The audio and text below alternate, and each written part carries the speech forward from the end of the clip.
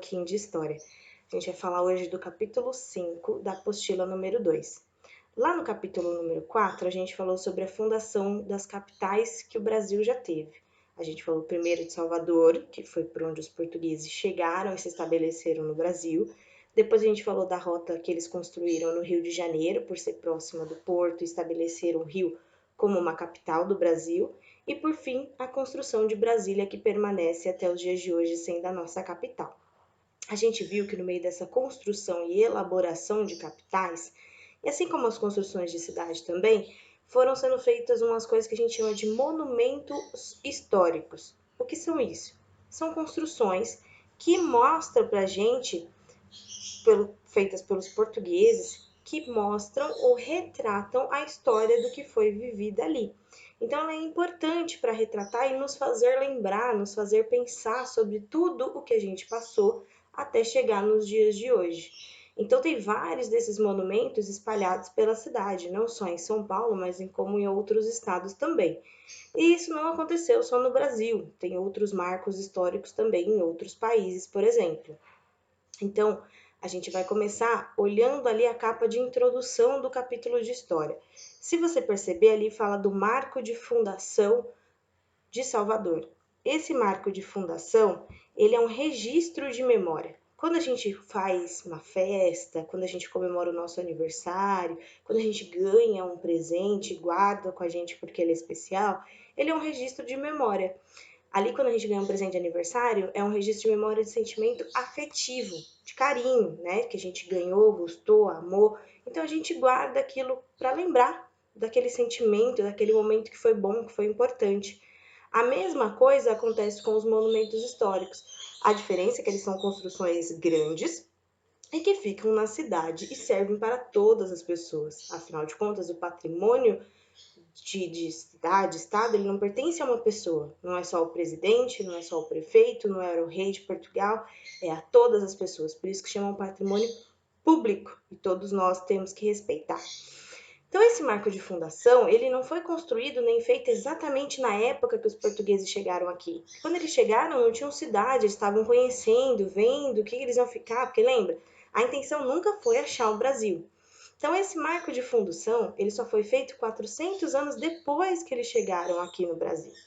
E aí eles construíram para retratar um feito, que eles chegaram, eles pegaram a cidade, eles fizeram construções, trouxeram a cultura deles para cá. Então, esse marco ele é construído como uma coluna gigante e ele traz ali também na época não existia fotografia, né? Mas ele traz em azulejos retrato das pessoas que colaboraram para poder fazer a construção da cidade. Se você notar, não existe ali retratados indígenas, eles foram deixados de fora. E a gente tem que levar em consideração, uma vez que quando eles chegaram aqui, os portugueses, quem habitava essa terra, quem já morava aqui, quem os auxiliou em toda essa construção foram os indígenas. Então, repara ali nas duas páginas que um é a coluna bem grande e no outro lado tem o azulejo. Como a Pro falou, ele foi construído lá antigo, né? Bem antigo. E com o tempo, recebendo chuva, sol, ele foi sendo depreciado, ou seja, o tempo foi desgastando e fazendo com que as imagens fossem desaparecendo. Aí ele passou por um processo de restauração em 2003 para poder ter as formas novamente e manter as cores e tudo mais. Aí, na página seguinte, tem lá uma discussão do Lussó. Diante da discussão deles, lá na página 231, tem um texto que conta pra gente o que é esse marco histórico. Então, eles falam assim, ó, marcos históricos são acontecimentos de grande importância que, de certa forma, mudaram a sociedade, seja na esfera política, econômica, social, seja na religiosa. Social são das pessoas, política são dos políticos, religiosa porque tinha as construções das igrejas, vocês viram que tinha muito investimento de dinheiro nessas construções, as pessoas levavam isso muito a sério, principalmente os portugueses. Então, uma forma de mostrar que a religião era importante era a construção das igrejas. E aí as igrejas se tornaram marcos históricos. Muitas pessoas viajam para conhecer as igrejas, as construções, como foram feitas técnicas, tudo isso. Então, existem lugares ao redor do mundo que foram palco de grandes eventos que marcaram para sempre a história mundial. Hoje, esses locais recebem visitantes que buscam conhecer mais sobre sua memória ou até mesmo prestar uma homenagem.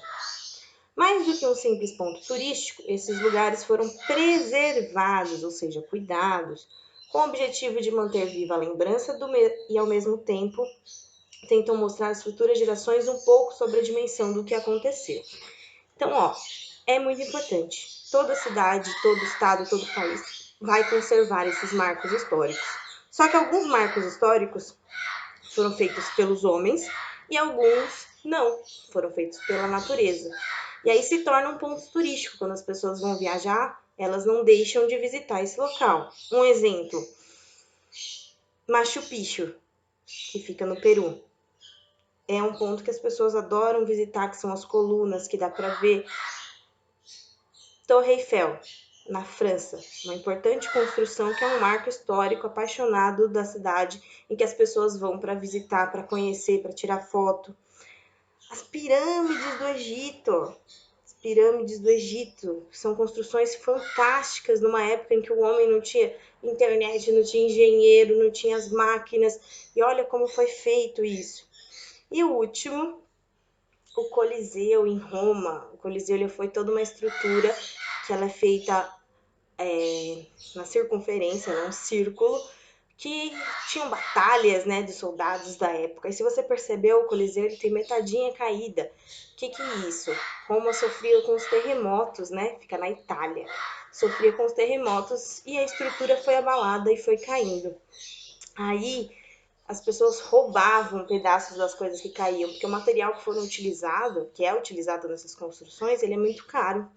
Então as pessoas saqueavam até porque queriam ter uma coisa, um patrimônio histórico junto com elas. Né? Então os patrimônios, dependendo do que eles têm, eles são roubados. Se vocês ouviram já há um tempo na televisão, teve uma estátua que foi roubada, que era de bronze. Bronze é um material encontrado na natureza que dá para vender e tem bastante dinheiro. Por isso alguns acabam tendo que ser protegidos, né, para não acontecer isso. Falando desses pontos turísticos, a gente vai falar um pouquinho sobre o marco do descobrimento que fica na página 232. Então tem lá o Torugo e o Theo. Ele fala assim, nossa, o que será esse negócio? Sei lá, está cercado por uma corrente. Então se você observar ali na foto, tem os prédios mais antigos, os meninos conversando e bem no centro tem uma coluna que ela está dentro de uma redoma de vidro, toda rodeada de correntes. E aí ele pergunta assim, você tem ideia da resposta para o Torugo? Aí ele vai contar para você o que é. No centro histórico da cidade de Porto Seguro, no estado da Bahia, existe um marco histórico que comemora a chegada dos portugueses no Brasil. Acredita-se que o marco tenha sido trazido de Portugal e instalado pelos portugueses poucos anos depois do desembarque da expedição de Pedro Álvares Cabral em 22 de abril de 1500. Era um costume português na época das grandes navegações instalar também conhecidos como os padrões para delimitar a posse de um novo território conquistado. Então, toda vez que eles chegavam num lugar, eles colocavam uma coisa lá. Por exemplo, quando a gente fala do homem que chegou na Lua, não tem lá o soldadinho, o astronauta que finca a bandeira na Lua? É para delimitar o território. Falar, olha, nós chegamos aqui, ele é meu. Não que a Lua seja da pessoa, mas é um exemplo. Então, a mesma coisa os portugueses faziam. Cheguei, esse território é meu, eu conquistei, eu coloco um marco ali. Para quando outras pessoas chegarem de uma navegação e ver aquele marco, falar assim, já tem pessoas aqui. Apesar de que a gente sabe que isso não funcionou muito, porque os franceses tentaram invadir o Brasil da mesma forma. Mas, ainda assim, permanecem os marcos históricos. E aí ele continua lá na próxima página. Um marco de pedra tem pouco mais de 1,5 metro de altura, o desenho de uma cruz em uma das faces e na outra um escudo português. O escudo é o brasão da bandeira. Hoje a gente conhece bastante, principalmente por conta dos times de futebol, né, que usam os brasões. Mas ficava ali retratado, esculpido nessa pedra. Ficava em relevo. Relevo é quando você passa a mão e você sente. Esse é um dos mais antigos patrimônios histórico brasileiro, ainda existente. Junto ao marco do descobrimento, ainda a Igreja Matriz de Nossa Senhora da Pena e a Casa da Câmara e Cadeia, ambas do século XVIII, então do ano lá de 1900 e pouco. E por que ele é todo fechado em redoma de vidro e com corrente, professor? Por conta do material trazido, né? Infelizmente, existem pessoas que tentam roubar os patrimônios para vender, para ter um lucro. Então, é uma forma de mantê-lo protegido, né? Além de ter um vigia, algumas coisas que as pessoas ficam ali olhando, as câmeras de segurança, né? Então, isso é importante, isso é um dos marcos que permanece até hoje e que é o primeiro que existiu no Brasil, porque os portugueses trouxeram ele para cá. Eles chegaram e falaram, é nosso, e colocaram o marco ali, ok? E aí vocês vão responder para mim essas duas perguntas da página. A primeira, o que explica o marco do descobrimento estar dentro de uma cúpula? Cúpula é o vidro cobrindo ele, cercado de correntes. Então, você pode imaginar aí que por ele ser um antigo, ele precisa de proteção. Proteção da chuva, proteção do sol, proteção de roubo. Então, é por isso que ele está ali todo bem guardado. 2. O marco do descobrimento é um marco construído apenas para comemorar um evento? Não, né? Além de comemorar o evento, ele serve para fazer memória e para mostrar que Portugal tomou posse. O Brasil é deles, um território conquistado, ok? Várias dicas aí, você elabora bem as suas respostas. Não esquece que a resposta começa com letra maiúscula, capricha e manda as fotos para mim no dojo, tá ok? Até a próxima. Beijo!